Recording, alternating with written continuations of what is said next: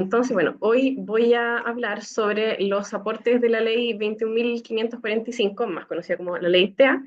en materia de educación, específicamente. Esta es como abreviadamente la ruta de presentación. Primero voy a hablar un poco sobre parte del marco legal que precede a esta ley, porque, bueno, como sabemos, parte del espíritu de la ley tiene que ver con promover la igualdad y el derecho al desarrollo finalmente igualitario y sin discriminación en muchos ámbitos para las personas que son parte del espectro del autismo. Pero hoy específicamente nos vamos a abocar a los aportes en educación y eso también tiene un marco legal que lo precede, que es bastante extenso. No voy a mencionar absolutamente todas las leyes que tienen que ver con esta materia, pero sí algunas que me parecen importantes porque aportan a entender sobre qué se sustenta la parte educativa de la ley TEA. Después vamos a hablar específicamente sobre los artículos que tienen que ver con educación de la ley 21.545 y después vamos a hablar un poco de la circular 586, que es, así como veíamos la vez anterior del decreto 21 como la sistematización del espíritu de la ley, pues la circular es un poco lo mismo respecto a la ley TEA, ya sino que son como más, la hace un poco más operativa. Entonces, bueno, parte del marco legal que precede a la ley TEA es la ley 20.422, que se refiere a la igualdad de oportunidades e inclusión de personas con discapacidad, y específicamente en cuanto a la educación, eh, plantea varios principios. Uno es que es deber del Estado asegurar el acceso a los establecimientos públicos o privados subvencionados, según corresponda y según como elijan también las familias de los pacientes, y eso debe estar asegurado para las personas con discapacidad. Además, los planes educativos deben ser inclusivos. Esto significa que las instituciones, tanto de enseñanza media, básica, etcétera, deben implementar programas para estudiantes que tengan necesidades educativas especiales y además fomentar la participación de toda la comunidad educativa en esto. Además, deben asegurar que se realicen las adaptaciones perdón, necesarias, y esto va a incluir incorporación de ajustes curriculares, ajustes en cuanto a la infraestructura para aumentar, por ejemplo, la accesibilidad, y de materiales también para asegurar el acceso, la permanencia en el sistema educativo y el progreso, o sea, el aprendizaje. También se debe asegurar que las mediciones de calidad, por ejemplo, el CIMSE, deben estar adaptadas también para que incluyan adecuaciones para los estudiantes que tienen necesidades educativas especiales. En cuanto a la educación superior, esta también debe ser inclusiva y en esto, por lo tanto, las entidades de educación superior deben considerar facilidades para acceder a la educación superior, materiales y medios de enseñanza también que estén adaptados a sus necesidades para que puedan avanzar y cursar estas carreras. También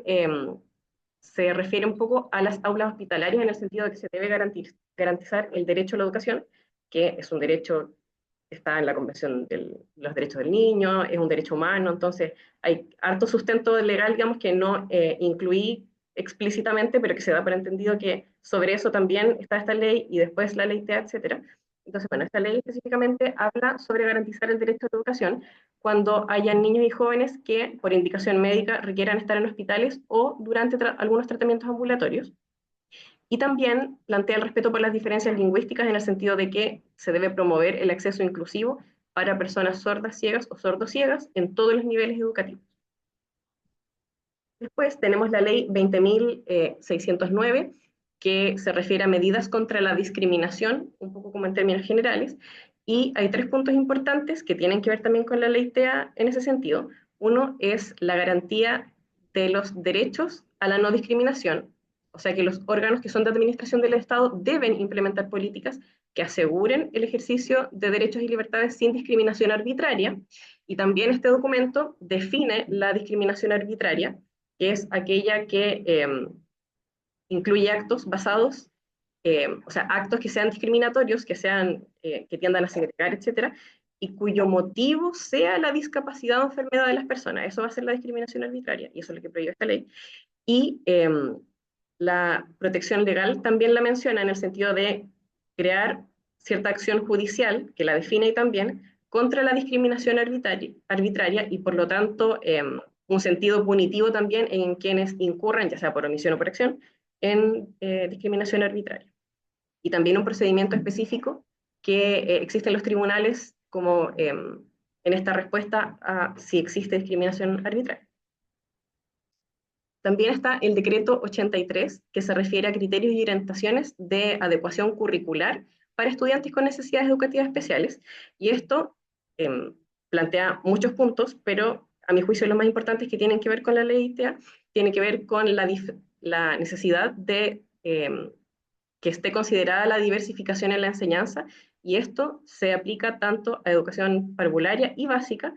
y por supuesto tiene que estar basado en criterios y orientaciones según lo que necesitan los estudiantes. Esto no puede ser antojadizo tampoco la diversificación de la enseñanza. Y además plantea que su uso, sobre todo el uso de ciertas adecuaciones, es siempre discrecional. Plantean el ejemplo en cuanto a la organización del tiempo y el horario de las jornadas escolares, por ejemplo, y dice que su uso es flexible y adaptado según lo que analice el equipo docente en cuanto a las necesidades que han detectado en los estudiantes, o sea, esto es como muy individualizado. Y también estas adecuaciones tienen que ser en expreso acuerdo con las familias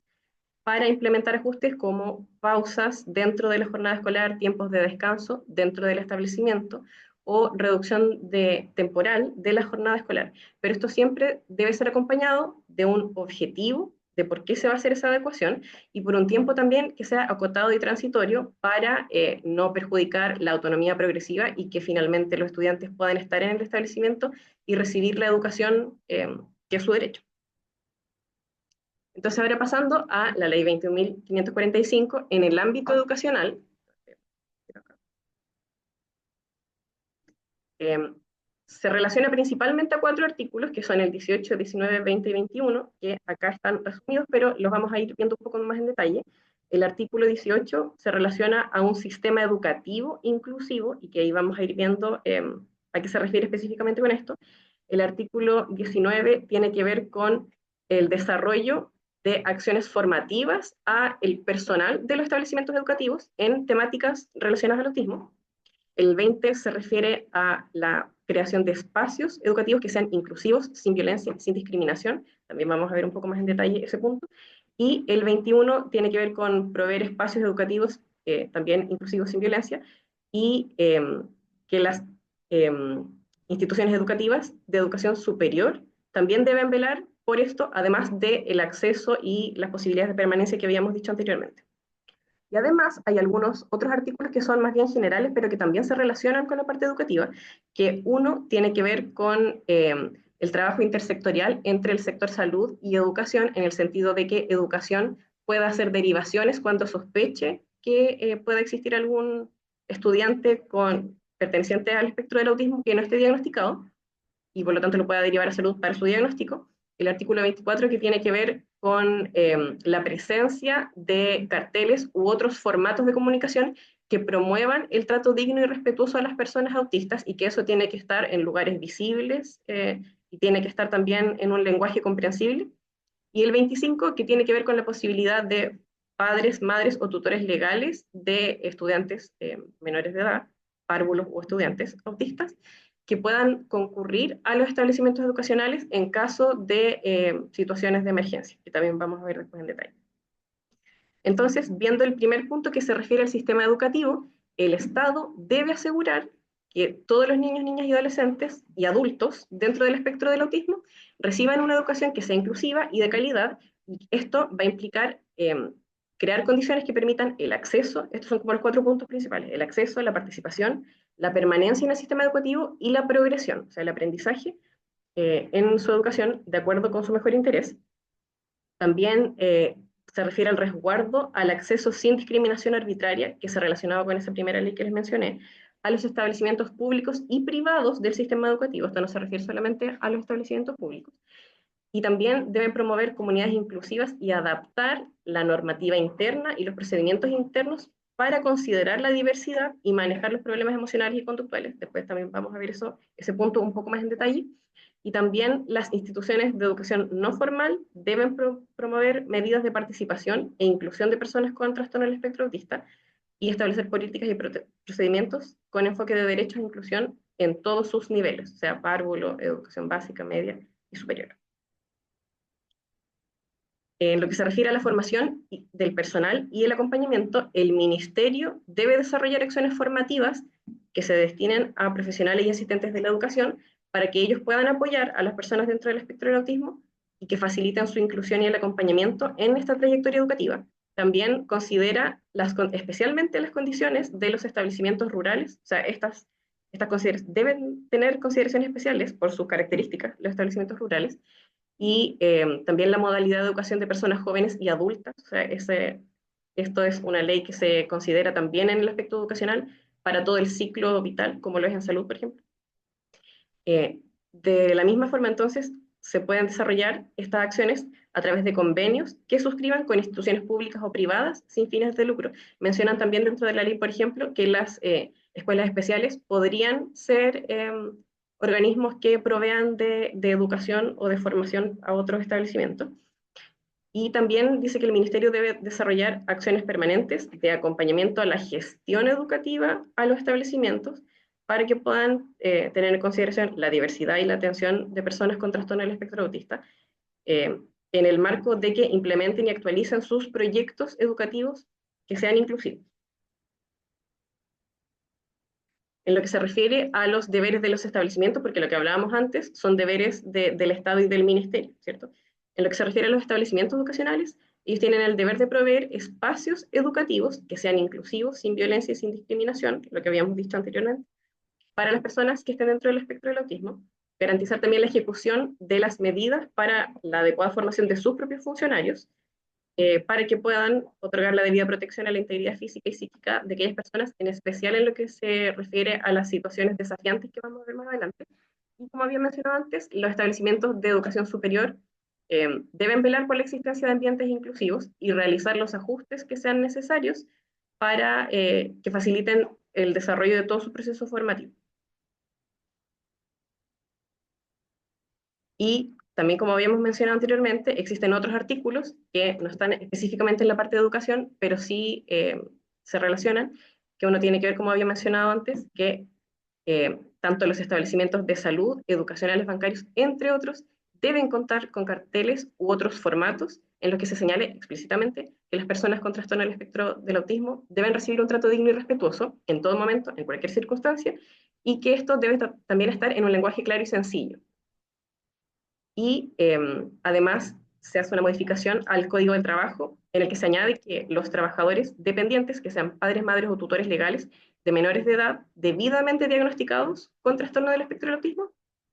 van a estar facultados para acudir a emergencias respecto a la integridad de sus tutelados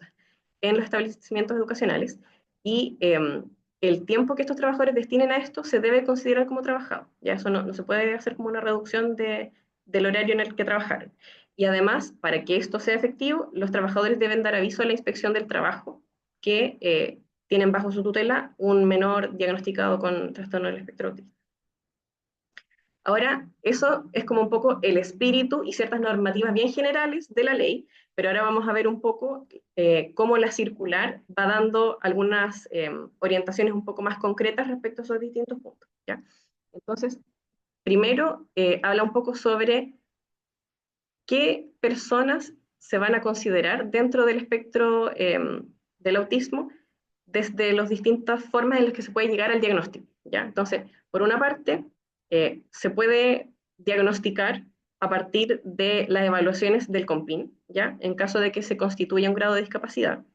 se puede, comillas, diagnosticar o se considera válido, digamos, para los efectos de la circular, el diagnóstico a partir de lo realizado en las evaluaciones del PIE, básicamente, y en los diagnósticos médicos externos realizados por un profesional que sea idóneo y competente, ya sea que venga del sistema público o privado, pero sí que esté de acuerdo a los lineamientos del Ministerio de Salud. Ya, entonces son las tres formas válidas para el diagnóstico para efectos de esta circular. Respecto al acceso de la educación, específicamente al proceso de admisión, debe llevarse a cabo, a todo esto, bueno, esta circular lo que rige son procedimientos para los establecimientos, o sea, esto es un poco más concreto hacia qué deben proveer los establecimientos y no tanto respecto a las obligaciones del ministerio o del Estado, ¿ya? Entonces, los establecimientos deben, los procesos de admisión a los establecimientos educativos deben llevarse a cabo a través de un sistema que garantice su transparencia, la equidad y la igualdad de oportunidades, y en este proceso se debe respetar el derecho de los apoderados a elegir el establecimiento educativo para sus hijos, independiente de que tengan pie o no, ¿ya? O sea, los establecimientos no pueden presionar, por ejemplo, a los apoderados a elegir una escuela especial o elegir otra escuela porque tengan un programa de integración. O sea, eso debe respetarse el derecho de los papás a elegir. También respecto a los establecimientos particulares pagados, sus procesos de admisión deben asegurar que desde el primer nivel de transición, al menos el 5% de sus cupos sean prioritarios para párvulos y estudiantes con discapacidad o necesidades educativas especiales permanentes. Tienen que tener un cierto porcentaje mínimo, pero el máximo no plantea un tope. Estos establecimientos, o sea, se refiere a los privados, no podrán cobrar un mayor valor de matrícula ni un arancel superior a los párvulos ni a los estudiantes con discapacidad o necesidades educativas especiales, mucho menos a propósito de que el establecimiento deba incurrir en gastos para proveer las intervenciones que esos niños necesitan, ¿ya? No pueden tener aranceles diferenciados. Y tampoco se puede presionar a los padres a incurrir en gastos extra para proporcionar ciertas intervenciones a los niños. Por ejemplo, se hablaba en algunos webinars que revisé también sobre que algunos establecimientos condicionaban los ingresos o las matrículas para ciertos niños a que los papás pudieran proveer un tutor sombra para su hijo. Eso no se puede hacer. Va en contra del marco legal. Y respecto a las adaptaciones, los establecimientos deben contar también con la infraestructura y materiales de apoyo necesarios para permitir y facilitar a las personas con discapacidad el acceso a los cursos o niveles existentes. Voy a dejar el respecto al ajuste de los reglamentos y procedimientos internos, en términos generales, estos reglamentos deben abarcar diversas materias como los derechos y deberes de los miembros de la comunidad educativa, ciertas regulaciones sobre la estructura y el funcionamiento en general del establecimiento, algunas materias que tienen que ver con la convivencia escolar, disciplina e instancias de participación, o sea, en general van a abarcar varias temáticas distintas, pero dentro de esto deben considerarse dos como tipos de planes o protocolos. Uno que es un poco más general, que sería un protocolo de respuesta y atención a situaciones de desregulación emocional y conductual eh, a niños y niñas y estudiantes dentro del espectro del autismo, que va a ser un procedimiento más general del establecimiento y debe contener, entre otras varias cosas, pero al menos de qué etapa se compone este procedimiento, la identificación de o los funcionarios responsables de activar el protocolo y realizar las acciones, y por supuesto la descripción de las acciones, etcétera. Qué medidas se van a adoptar inmediatamente para el apoyo emocional, de qué forma se le va a comunicar al apoderado o tutor legal en caso de que se requiera que asista al establecimiento educativo, la manera en que se va a certificar que el tutor asistió, que eso también tiene su relevancia para los mismos apoderados a la hora de presentar, por ejemplo, ese respaldo en sus trabajos, etcétera. La identificación del encargado de registrar lo sucedido, que también se le da importancia al registro para poder ir generando como los planes individuales que vamos a ver después. Y también se promueve, ojalá, una ficha tipo del registro de lo sucedido, así como acciones de seguimiento y de evaluación. Eso es como un protocolo más general aplicable a todas las situaciones que se den para todos los estudiantes, pero también debieran contener un plan de acompañamiento emocional y conductual que sea individual para cada estudiante y trabajado con la familia. Y aquí debe contener la descripción de los factores que los equipos educativos han identificado como eventualmente gatillantes a la situación desafiante y de las medidas de respuesta que se aconsejan ante ello, ya porque es un plan de actuación para que para la próxima en el fondo nos resulte mejor la contención, y en atención a sus necesidades particulares y sus intereses profundos también. Y esta información, también esto me parece importante destacarlo, solo puede ser administrada por los docentes y asistentes de la educación y su contenido es confidencial, o sea, también tiene que haber ciertas medidas de resguardo a esta información. Y esta parte también me pareció importante dejarla textual porque me parece bien importante. Las regulaciones para el abordaje de la desregulación emocional y conductual, o sea, en el fondo, las medidas que se tomen ante estas situaciones de desregulación que transgredan el principio de no discriminación arbitraria, se tendrán por no escritas, o sea, no existen, ¿ya? Debiendo ser retiradas de inmediato de los documentos de gestión del establecimiento. Por ejemplo, considerar la suspensión de clases o la reducción permanente de la jornada o de forma permanente el ingreso o salida diferido del resto de los estudiantes, o la, el retiro, por ejemplo, obligatorio de los apoderados en el momento del estudiante. Esos se entiende que afectan la dignidad del estudiante y por lo tanto deben ser retiradas de los reglamentos y procedimientos internos de los establecimientos. Ahora, esto no es específicamente de la orientación que estábamos viendo, sino que es un manual aparte que se llama Orientaciones Técnicas para la Atención de Situaciones Desafiantes con niños y niñas dentro del espectro autista en establecimientos de educación parvularia, ¿ya? Que esto es como la aplicación, digamos, del principio que habíamos visto anteriormente. Este texto, entre otras cosas, sobre todo en la parte inicial, provee información sobre el desarrollo socioemocional infantil en general, también provee información sobre el autismo en general, y la interacción entre ambos factores también define este concepto de situaciones desafiantes y las contrapone con conceptos que plantean que ya están en desuso, como la desregulación emocional, que se considera sobre todo en esa etapa del ciclo vital como normativo. Uno no espera que los niños en ciclo parvulario tengan una adecuada regulación emocional, por lo tanto no se podría hablar de desregulación, o las conductas disruptivas, y más bien se plantean las situaciones desafiantes en el sentido de que no van a depender solo de características del niño, sino que también de lo desafiante que es para los adultos apoyar en el manejo, ya no de que los niños sean desafiantes. Y estas orientaciones privilegian un enfoque más bien preventivo por sobre lo reactivo, que sería siempre estar como apagando el incendio, y el enfoque preventivo sería más bien algo, eh, algunas de las acciones que dicen ahí, pero en realidad en el documento salen muchísimas más, como por ejemplo vincularse permanentemente con la familia para poder conocer las necesidades, que las familias obviamente van a conocer mucho mejor a sus hijos, las necesidades de los estudiantes, sus intereses y ciertas particularidades, entre otras también, favorecer experiencias que promuevan el movimiento y la exploración sensorial diversa, libre y autónoma, ¿ya? Eso no solo de forma reactiva ante situaciones desafiantes, sino en general, ¿ya? Como en la normalidad del funcionamiento en el establecimiento. Anticipar y relatar y describir de forma permanente las acciones que se realizan con los niños y niñas, teniendo especial atención en las transiciones entre actividades, que a algunos niños dentro del espectro también les puede costar debido al funcionamiento un poco más rígido. Usar diversos canales y formas de comunicación, no solo lo verbal, como gestos, fotografías, pictogramas, etcétera, que puedan apoyar el mensaje oral, reconocer, representar y comunicar emociones y sentimientos propios y de otras personas en distintos juegos y narraciones, o sea, ir promoviendo también a través de las distintas actividades educativas el desarrollo del reconocimiento emocional eventualmente la regulación emocional. Y, por ejemplo, implementar un panel de acuerdos de convivencia para favorecer la anticipación y las interacciones positivas, como esto que ellos mostraban ahí, que a través de pictogramas y de un mensaje verbal se promueve el juego, pero no las peleas. ¿Ya? Eso, entre muchas otras recomendaciones, en realidad este documento estaba súper bueno y tiene harto también recurso de actividades concretas para ir llevando a cabo todas estas recomendaciones generales. Y esa era la parte de prevención, pero además también plantea ciertas acciones a nivel de intervención ante situaciones desafiantes. Y ahí se plantea que en general estas situaciones desafiantes van a tener como 4 momentos. Uno que es el inicio, en el que van a haber elementos o cambios en el ambiente que puedan provocar cierta aversión o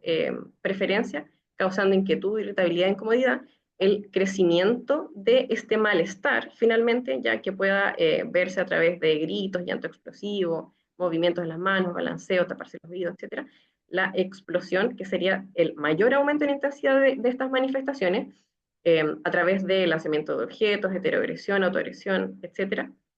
Y la parte de recuperación, en el que baja la intensidad de esa sintomatología y puede aparecer cierta labilidad o búsqueda de consuelo, ¿ya? Y ante cada una de estas etapas se van planteando distintas estrategias, como por ejemplo, en la etapa inicial, identificar y eliminar las causas subyacentes, que podrían ser sensoriales, por ejemplo,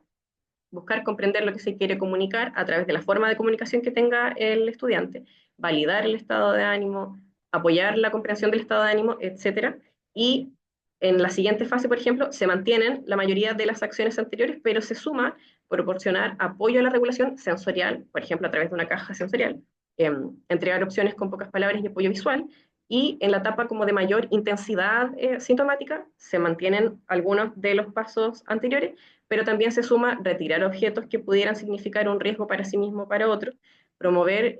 que personas que se encuentren cerca y que potencialmente pudieran resultar dañadas de esta interacción se distancien, realicen otras actividades, porque también la aglomeración, en la mayoría de los casos, no le va a ayudar mucho tampoco al estudiante. Y en la parte de la recuperación, obviamente la acogida del consuelo, pero también algunas consideraciones como, y que dependerán obviamente de las características de cada estudiante, conceder algún tiempo de descanso, dar espacio, o por el contrario, invitar a realizar alguna actividad que no sea muy compleja, pero sí que se traduzca en alto bienestar. ¿Ya? Que esas son algunas estrategias en general que tendrán que adaptarse en los planes individuales de cada niño, que es un poco lo que plantean en esta ficha que también se incluye en esa orientación, ¿ya? Donde hay características del estudiante, pero también eventuales gatillantes, eventuales estímulos sensoriales que favorezcan o interfieran en el confort y el bienestar, algunos materiales que resulten útiles para cambiar el foco de atención, pictogramas u otros elementos, etcétera, y la descripción de las situaciones desafiantes. ¿Ya? En cuanto a esto mismo que veíamos acá, o sea, en las distintas fases, cómo se manifestó y qué estrategias sirvieron o se cree que pudieran servir como para una próxima vez que ocurra. Y además está esta otra orientación que no se limita a la etapa del párvulo, sino que es transversal incluso a sistemas de educación adultos ya, que son protocolos de respuesta a situaciones de desregulación emocional y conductual de estudiantes en establecimientos educacionales. Es un poco más general, bueno, y también usan esta terminología que quizás no está tan eh, de acuerdo al estado del arte, ¿ya? Pero es la que plantean que está hecha en el 2022. Y como decía, esto es general para todo estudiante, no solo para los estudiantes neurodivergentes, y también, al igual que en la orientación anterior, propone poner el foco en la prevención a través de reconocer a los estudiantes que puedan ser vulnerables a presentar desregulaciones emocionales o conductuales, como aquellos que estén dentro del espectro del autismo o que tengan déficit atencional con hiperactividad, que hayan sufrido ciertas vulneraciones y que puedan estar susceptibles a estas desregulaciones, que tengan problemas con el uso de sustancias, que tengan problemas conductuales, etcétera. También reconocer las señales iniciales como la inquietud o por el contrario el aislamiento, la irritabilidad, y también valerse de diversas fuentes de información para saber cuál es el basal también de los distintos estudiantes y cuáles son sus propios indicadores de que viene una desregulación, y eso será a través de la familia, planteaban también incluso a través de los sistemas de transporte escolares, ir recabando información, reconocer elementos del entorno, como por ejemplo del entorno físico, que signifiquen una sobrecarga de estímulos o que haya poco espacio para la movilidad, por ejemplo, y también del entorno social, en el sentido de que el personal, por ejemplo, que va a estar en contacto con los estudiantes, pero sobre todo el que vaya a intervenir en estas situaciones, tenga ciertas habilidades de, bueno, de propia regulación y también de poder comprender que es un estado emocional puntual, que no hay una intención, por ejemplo, de dañar, etcétera, y dar tiempo para expresar la emoción en cuanto se pueda, que también no siempre va a ser en un primer tiempo, y también, por ejemplo, considerar tiempos de descanso en esto de las distintas fases en las que podría ocurrir una desregulación, pero también ciertos tiempos de descanso, incluso en la jornada escolar, dependiendo de las características de cada estudiante. Por eso ambas orientaciones plantean que es tan importante que las comunidades escolares conozcan a sus estudiantes y sus características. ¿Ya? Y también plantean que sería de utilidad tener visible y explícitamente ciertas reglas de aula en que se pueda acordar previamente un plan ante señales previas a una desregulación de cualquier estudiante, y que considere, por ejemplo, cómo van a actuar los estudiantes, tanto los que están sintiendo el malestar, en el sentido de que, no sé, tengan claro que si se sienten cómodos puedan acercarse y de qué forma van a comunicar su malestar, etcétera. Y también que el resto de los estudiantes tenga claro cómo actuar, si van a tender a retirarse o si alguno identifica que alguien está mostrando manifestaciones previas a una desregulación que pueda avisar, por ejemplo. O sea, que todo eso esté muy explícito, y también, por supuesto, que esté claro qué van a hacer los funcionarios ante estas potenciales situaciones. ¿Ya? O sea, que eso esté claro desde antes también va a contribuir a prevenir. Y respecto a la intervención, también proponen una intervención en pasos, siendo como un nivel 1 aquel en el que el estudiante no representa un riesgo para sí mismo o para terceros, y en este nivel Una de las acciones podría ser ofrecer salir a un espacio acordado, por ejemplo, a la biblioteca u otro espacio que sea como de calma para el estudiante en particular, con o sin un acompañante, ahí dependerá también, y la idea es que eso también esté, ojalá, acordado desde antes, en base a esta identificación de los estudiantes que son más vulnerables a estas situaciones. Ofrecer materiales u objetos de apego o regulatorios desde lo sensorial, y también se pueden proveer, si es que el estudiante está en condiciones, obviamente, estrategias de regulación emocional, como ejercicios de respiración y todas las que conocemos. El siguiente nivel sería en el que sí representa un riesgo para sí mismo o para terceros, en el que aquí es importante llevar a un lugar seguro y resguardado, lejos de ventanales, idealmente no en pisos, digamos en segundos pisos, tercer piso, etc. Y también lejos de estímulos que puedan ser potencialmente gatillantes a la desregulación, retirar elementos que sean peligrosos. eh, el acompañante, idealmente, refiriéndose al acompañante del personal del establecimiento, debiera ser alguien con quien el estudiante tenga algún vínculo, y también en cuanto a bueno, siempre se debe dar aviso a la familia, y si la familia puede concurrir, participa de este acompañamiento. Y en un nivel 3 en el que ya se consideraría necesaria la contención física, bueno, primero debiera estar muy claro en qué ocasiones y para qué estudiantes va a ser necesaria la contención física. O sea, eso no debería quedar como a criterio en el momento de que cualquiera diga, no, a este estudiante hay que contenerlo, sino que eso debiera estar como claro y escrito en los planes individuales. Eh, Esto se debe considerar solo ante un riesgo extremo de daño y debe estar realizado por personal capacitado. Requiere consentimiento previo del tutor legal la contención física en los establecimientos educacionales. Idealmente, en el protocolo de contención individualizado, que describa en qué casos, por cuánto tiempo, quién lo va a hacer, cuándo va a finalizar esta contención, etcétera, y considerar que eventualmente pudiera ser necesaria la derivación a un centro de salud dependiendo de cómo siga el episodio de desregulación. Y la intervención posterior a que ya pasó el episodio, ahí se considera la acogida empática por el personal, trabajar en la reparación hacia los otros, que ahí, bueno, también el texto planteaba tener cuidado porque el, el timing de eso también es muy importante considerarlo, y no es con un sentido de hacerlo sentir culpable, sino de promover la empatía y que también, bueno, el resto, no solamente los estudiantes se ven afectados generalmente ante estos episodios de desregulación, sobre todo cuando son muy importantes, sino que también el resto de los compañeros, a veces, no sé, lesiones físicas en personal, etcétera. Entonces, lo considera por lo menos el documento, la reparación hacia los demás, pedir disculpas, básicamente. Trabajar en estrategias alternativas para futuras situaciones, estrategias de regulación emocional, por ejemplo. Para los estudiantes con deterioro cognitivo muy severo, las intervenciones lógicamente van a centrarse primordialmente en modificación de los entornos y no tanto como en modificaciones a la conducta o a las estrategias de las personas. También se considera apropiado indagar sobre la calidad de vida, sobre las relaciones familiares, relaciones de amistad, etcétera, y evaluar si el estudiante requiere una derivación a un servicio de salud mental, y el registro, muy importante también lo plantean, de todas estas situaciones, los planes, qué hacer, etc. Respecto a las medidas disciplinarias, esta circular plantea que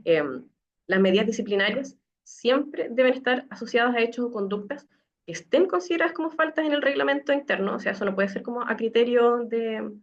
no puede ser antojadizo, digamos. Eh, los establecimientos educacionales debieran preferir adoptar medidas de carácter formativo más que de carácter disciplinario, por su pertinencia o su mayor relación a la salud emocional y la situación personal de las y los estudiantes. También me parece importante destacar que ningún establecimiento educacional puede adoptar medidas disciplinarias que se relacionen directa o indirectamente o se funden en el hecho de presentar una discapacidad o una necesidad educativa permanente o transitoria. Eh,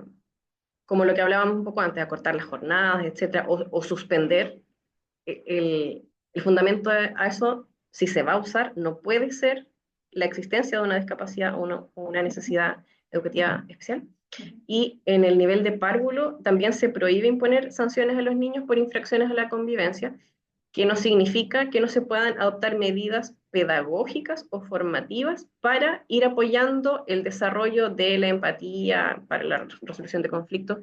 y la comprensión de normas, sino que se refiere específicamente a las medidas disciplinarias, ¿ya? No pueden eh, aplicarse a la etapa de párvulos. También respecto a la concurrencia de los tutores legales ante emergencias a los establecimientos educativos, esto lógicamente se refiere a que los tutores están facultados para acudir a los establecimientos educacionales en situaciones de emergencia, que van a ser situaciones excepcionales que ocurran en el contexto escolar, y no se van a considerar, por lo tanto, situaciones habituales que ocurran dentro perdón, de un establecimiento educacional y que puedan ser atendidas por los funcionarios. O sea, esto no debiera ser un recurso al que usen los colegios permanentemente. Esa botella es mía.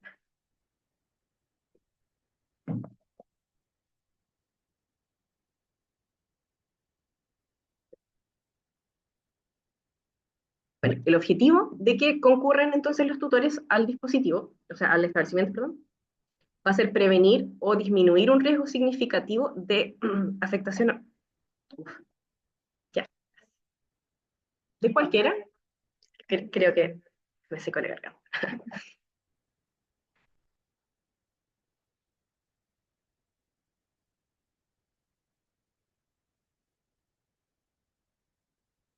Una pausa, hablando de dar espacios y pausas.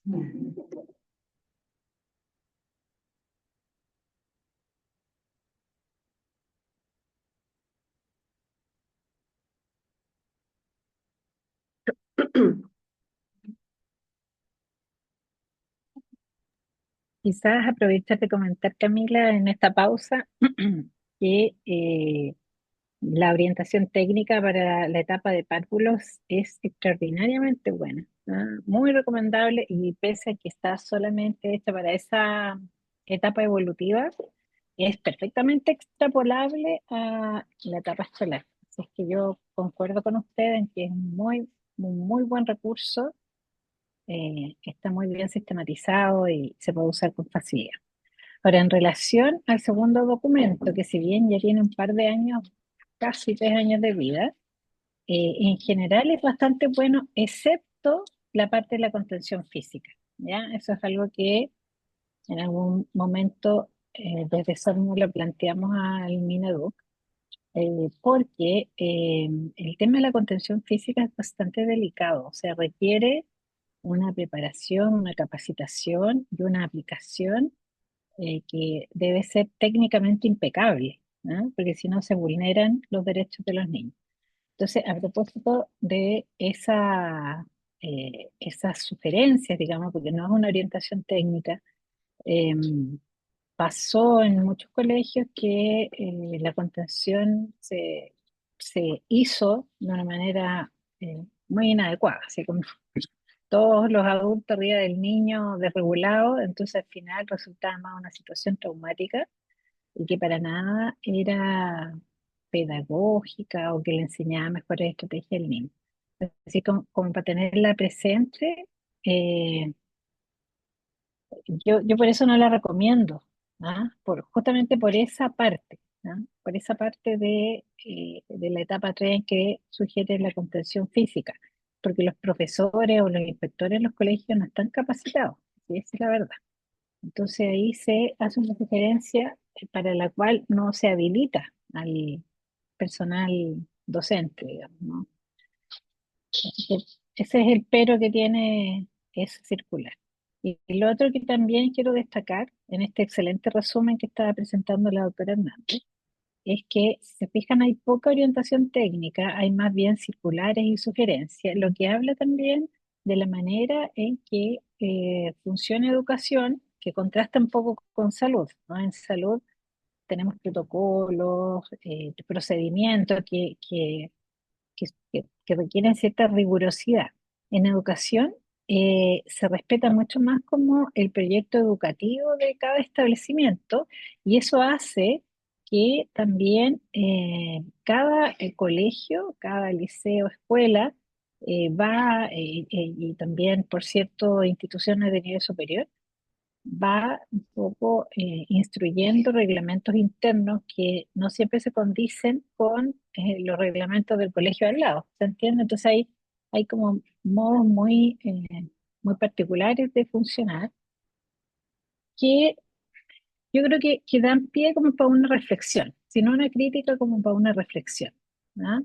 ¿La educación es una ciencia? ¿Es qué? ¿Ah? Uno entendería que sí, ¿no? Que es una ciencia desde el humanismo. Eh, pero creo ahí que todavía falta mucho que pensar, ¿no? Que elaborar en relación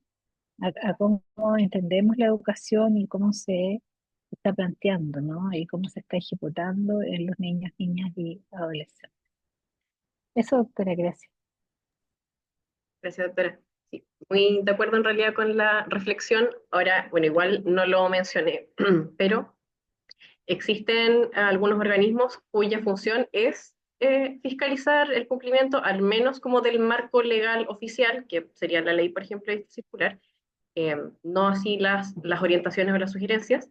pero sí es importante conocerlo porque existen, claro, cuando existen transgresiones a estos mandatos, a este marco legal, sí se pueden tomar ciertas acciones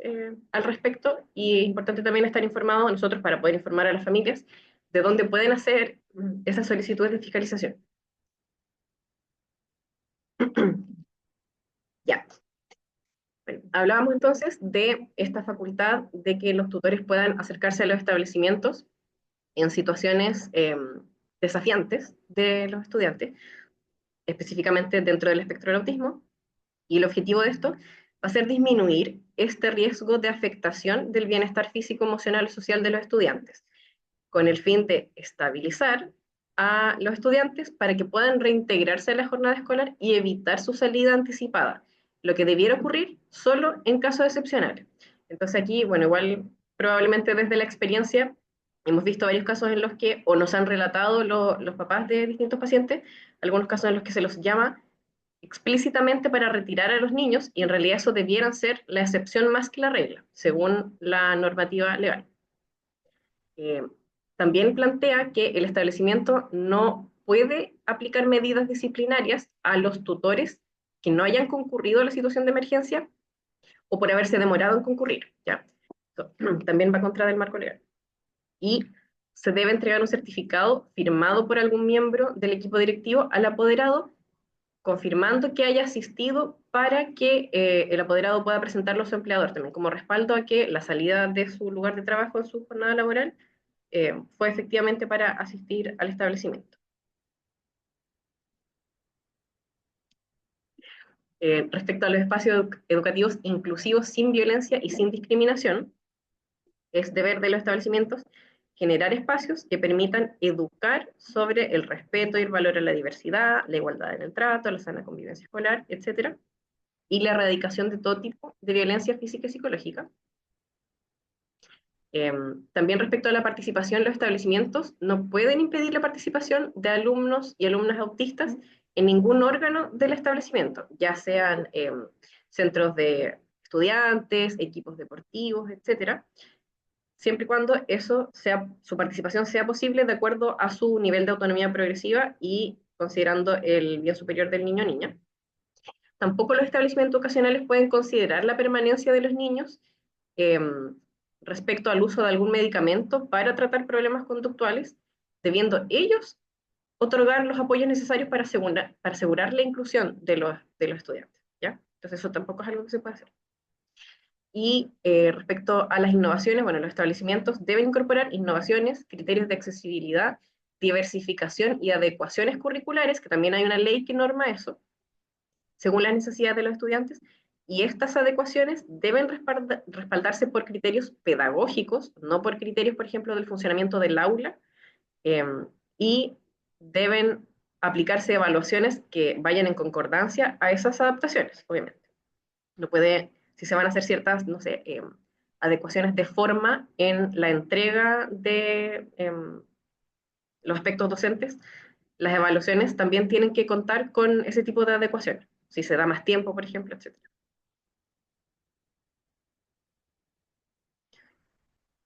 Además, bueno, esto es algo como bien específico, pero me pareció que tal vez sería importante que lo sepamos. Los establecimientos que tengan PIE tienen que destinar al menos 10 a 7 horas cronológicas semanales, eso según tengan jornada escolar completa o no, respectivamente,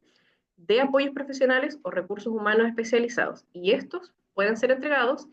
en la sala de clases regular o en forma individual o en grupos pequeños o con la familia, con otros profesionales y con el equipo directivo del establecimiento también. O sea, hay como distintas formas en las que estos apoyos por profesionales se pueden llevar a cabo para los niños que están dentro del programa PIE y además el tiempo que estos establecimientos tienen a ese apoyo en la sala de clases regular no puede ser inferior a 8 horas o 6 horas, dependiendo si tienen, de nuevo, jornada completa o no. Y estos deben ser provistos por docentes de educación especial o diferencial u otros profesionales especializados en educación especial. ¿Ya? Eso lo dejé prácticamente textual de la circular. Entonces, por ejemplo, no puede hacerse, no sé, la mayoría de la intervención sacando a los estudiantes del aula. Tiene que haber un porcentaje importante de ese tiempo que se lleva a cabo en la sala de clase junto con el resto de los compañeros.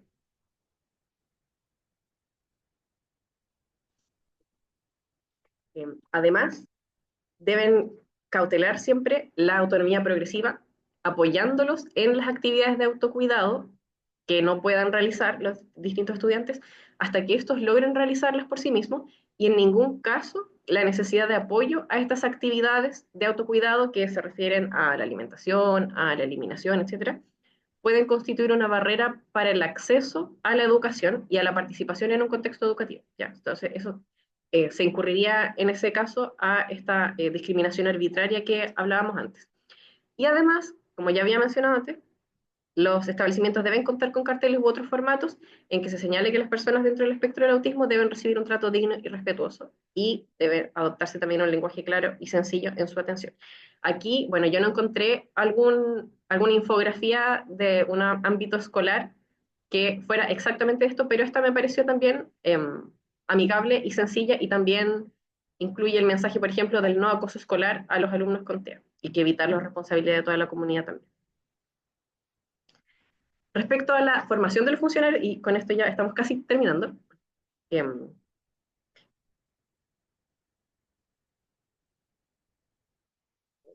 recuerdo que eres así. Eh,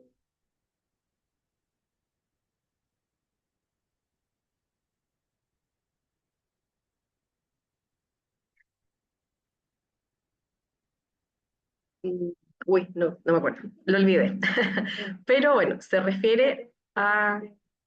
claro, a la formación de los distintos funcionarios del establecimiento educativo para actuar ante descompensaciones emocionales o conductuales.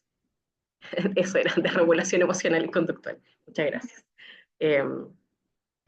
y por lo tanto que tengan la preparación adecuada para desplegar un acompañamiento emocional y conductual pertinente. Respecto a la diversificación en las estrategias de la docencia, también deben estar preparados y tener herramientas para poder llevar a cabo la diversificación en la enseñanza en función de las necesidades de los distintos estudiantes y también los sostenedores deben acreditar ante la Superintendencia de Educación que todos los funcionarios hayan sido capacitados en estas distintas materias como mínimo una vez al año. Esos son entonces, bueno, los tópicos que toca la ley y específicamente la circular. Y muchas gracias por su atención.